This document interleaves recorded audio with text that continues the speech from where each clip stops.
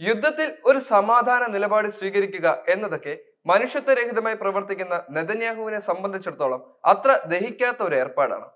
വെടിനിർത്തൽ കരാറ് വരെ കാര്യങ്ങൾ എത്തി നിൽക്കുമ്പോൾ ഹമാസിന്റെ വർദ്ധിച്ചു വരുന്ന ശേഷി തന്നെയാണ് പിന്മാറാനുള്ള തീരുമാനത്തിലേക്ക് നിലവിൽ ഇസ്രായേലിനെ പ്രേരിപ്പിച്ചതെന്ന് പറയേണ്ടി വരും. പക്ഷേ തന്റെ തോൽവി ലോകം കാണുകയാണെന്ന മാനക്കേട് മറക്കാനെന്നോണമായിരിക്കണം എടുത്ത തീരുമാനത്തിൽ ഉറച്ചു നിൽക്കാൻ നെതന്യാഹുവിന് സാധിക്കുന്നില്ല. അല്ലെങ്കിലും ലോക മനസാക്ഷിയെ ഞെട്ടിച്ച് മനുഷ്യത്വത്തെ മരവിപ്പിക്കുന്ന കൊല്ലാക്കൊലകൾ നടത്തിയ ഇസ്രായേൽ പറഞ്ഞ വാക്കിൽ നിലയുറപ്പിക്കണമെന്ന് ലോകം വിശ്വസിക്കുന്നുമില്ല. അതിനുള്ള ഏറ്റവും വലിയ തെളിവാണ് വേണ്ടി വന്നാൽ വീണ്ടും യുദ്ധം തുടരുമെന്ന നെതന്യാഹുവിന്റെ പുതിയ വാക്കുകൾ. ഹമാസുമായുള്ള വെടിനിർത്തൽ താൽക്കാലികമാണെന്നായിരുന്നു നെതന്യാഹുവിന്റെ പുതിയ പ്രസ്താവന. ലെബനനിലും സിറിയയിലും ഇസ്രായേലിനുണ്ടായ സൈനിക വിജയമാണ് ഹമാസിനെ വെടിനിർത്തലിന് പ്രേരിപ്പിച്ചതെന്നും ഇസ്രായേലിന് പോരാട്ടം തുടരാൻ അവകാശമുണ്ടെന്നും വെടിനിർത്തൽ കരാർ നടപ്പാക്കാൻ കഴിഞ്ഞിരുന്നുവെന്നുമാണ് നെതന്യാഹു പറയുന്നത്. യുദ്ധത്തിലെ അമേരിക്കയുടെ സാന്നിധ്യത്തെയും തുറന്നു കാണിക്കാൻ നെതന്യാഹു മറന്നില്ല. അമേരിക്കയുടെ മറവിൽ ഇസ്രായേൽ നടത്തിയ നരഹത്യകൾ തുടരാൻ ഇനിയും അമേരിക്കയെ കൂട്ടുപിടിക്കുമെന്നാണ് നെതന്യാഹു പറയുന്നത്. നേരത്തെ വിട്ടയക്കുന്ന ബന്ദികളുടെ പേരുകൾ ഹമാസ് പുറത്തുവിടാതെ വെടിനിർത്തലിന് ഇല്ല എന്നാണ് ഇസ്രായേൽ പ്രധാനമന്ത്രി അറിയിച്ചിരുന്നത്. സുരക്ഷാ ക്യാബിനറ്റ് വെടിനിർത്തലിന്റെ അന്തിമ തീരുമാനം സർക്കാരിന് വിട്ടിരുന്നു. ഭൂരിപക്ഷ പിന്തുണ ക്യാബിനറ്റിനും വെടിനിർത്തലിന് അനുകൂലമായിരുന്നു. മധ്യപൂർവ്വ ദേശത്തിന്റെ മുഖച്ഛായ ഇസ്രായേൽ മാറ്റി. ഗാസയിൽ തങ്ങളുടെ ലക്ഷ്യങ്ങൾ കൈവരിക്കുന്നതിൽ ഇസ്രായേൽ പരാജയപ്പെട്ടതിനാൽ ആക്രമണം പുനരാരംഭിക്കുമെന്നും നെതന്യാഹു വ്യക്തമാക്കി. കഴിഞ്ഞ ഒരു വർഷത്തിനുള്ളിൽ ഗാസയിൽ ഇസ്രായേൽ നടത്തിയ പോർവിളിയും പാലസ്തീനികളെ കൊന്നൊടുക്കും തോറും ഹമാസിന്റെ അടിസ്ഥാന സൗകര്യങ്ങൾ നശിപ്പിക്കുന്നതും ഓർക്കെ ലോകത്തിന് മുന്നിൽ തന്റെ പ്രതിച്ഛായ തകരുകയാണെന്ന ബോധ്യം നെതന്യാഹുവിന് ഉണ്ടായിരുന്നില്ല. താനൊരു യുദ്ധവീരനാണെന്ന ഭാവിയിൽ നടത്തിയ നീക്കങ്ങളെല്ലാം പക്ഷെ തന്റെ ജനപ്രീതി കുറച്ചുവെന്നും നിലവിൽ നെതന്യാഹുവിന് മനസ്സിലായിട്ടുണ്ട്. അതുകൊണ്ട് തന്നെ ചുവടൊന്നും മാറ്റിപ്പിടിച്ചില്ലെങ്കിൽ ഇനി പ്രസിഡന്റ് പദവിയിലൊക്കെ എത്താൻ തനിക്ക് സാധിക്കില്ലെന്ന് നെതന്യാഹുവിന് അറിയാം. പക്ഷെ അമേരിക്കയുടെ പിൻബലം ഉണ്ടായിട്ടും യുദ്ധത്തിൽ തോറ്റു എന്ന് സമ്മതിക്കാനുള്ള മടിയാണ് നിലവിൽ വെടിനിർത്തൽ തീരുമാനങ്ങളെ പാടെ അവഹേളിച്ചുകൊണ്ടുള്ള ഇപ്പോഴത്തെ നെതന്യാഹുവിന്റെ തീരുമാനം. അതേസമയം വെടിനിർത്തലിനെതിരെ ഇസ്രായേലിൽ കനത്ത പ്രതിഷേധങ്ങളാണ് അരങ്ങേറുന്നത്.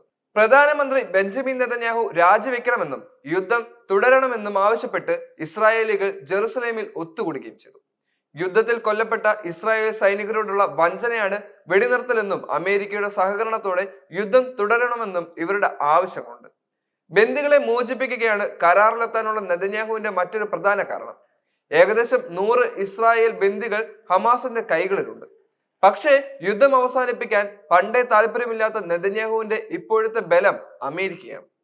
അമേരിക്കൻ തലവന്മാരായ ട്രംപും ബൈഡനും കരാറിന് ശേഷവും യുദ്ധത്തിലേക്ക് മടങ്ങാനുള്ള അവകാശം തങ്ങൾക്കുള്ളതായി പറഞ്ഞിട്ടുണ്ടെന്ന് നെതന്യാഹു വെളിപ്പെടുത്തുകയും ചെയ്തു.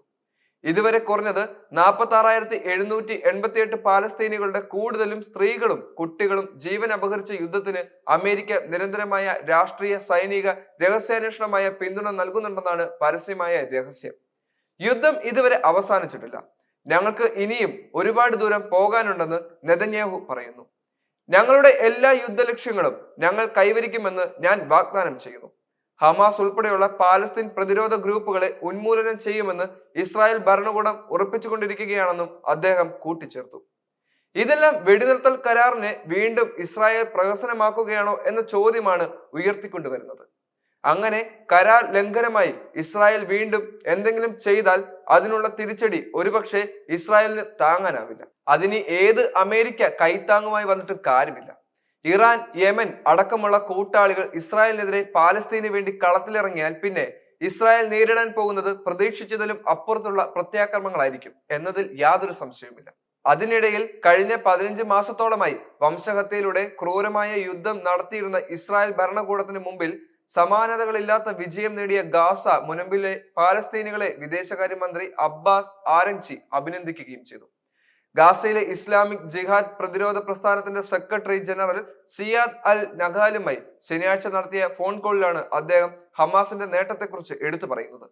ഗാസയിലെ പ്രതിരോധ ഗ്രൂപ്പുകളുമായുള്ള വെടിനിർത്തലിന് അടുത്തിടെ അംഗീകാരം ലഭിച്ചതിന് പിന്നിൽ പാലസ്തീനികളുടെ വിജയകരമായ ചെറുത്തുനിൽപ്പാണെന്ന് അദ്ദേഹം പറയുകയും ചെയ്തു. ഇസ്രായേൽ അധിനിവേശത്തിൽ നിന്നും ആക്രമണത്തിൽ നിന്നും ചെറുത്തു നിൽക്കാൻ പാലസ്തീൻകാർക്ക് പിന്തുണ നൽകുന്ന ഇസ്ലാമിക് റിപ്പബ്ലിക്കിന്റെ തത്വപരവും നേതൃത്വപരവുമായ നിലപാടിനെയും സയനിസ്റ്റ് അധിനിവേശനത്തിനെതിരെയുള്ള പാലസ്തീനികളുടെ പ്രത്യാക്രമണത്തെയും കുറിച്ച് ആരാഗ്ചി അടിവരയിട്ട് പറയുകയും ചെയ്തു. അതേസമയം യുദ്ധം തുടരാൻ സാധ്യതയുണ്ടെന്ന് ഇസ്രായേൽ പറഞ്ഞതിന് പിന്നാലെ ശത്രുവിന്റെ 2 തന്ത്രപ്രധാന സ്ഥലങ്ങൾ ലക്ഷ്യമിട്ട് യമൻ സായുധ സേന മിസൈൽ ആക്രമണം നടത്തിയിരിക്കുകയാണ്. ഇസ്രായേലിലെ സുപ്രധാന തുറമുഖമായ എയ്ലാറ്റിനും യമൻ തീരത്ത് വിന്യസിച്ചിരിക്കുന്ന അമേരിക്കൻ വിമാനവാഹിനികൾക്കും നേരെയാണ് ആക്രമണം നടത്തിയത്. ആദ്യ ഓപ്പറേഷൻ നടത്തിയത് തുൾഫിക്കർ തരത്തിലുള്ള ബാലിസ്റ്റിക് മിസൈൽ ഉപയോഗിച്ചും രണ്ടാമത്തെ ഓപ്പറേഷൻ ഒരു ക്രൂയിസ് മിസൈൽ ഉപയോഗിച്ചുമാണെന്ന് വക്താവ് ബ്രിഗേഡിയർ ജനറൽ യഹിയ സാരി അറിയിച്ചു. 2 ലക്ഷ്യങ്ങളും വിജയം കണ്ടെന്നും അദ്ദേഹം സൂചിപ്പിച്ചു.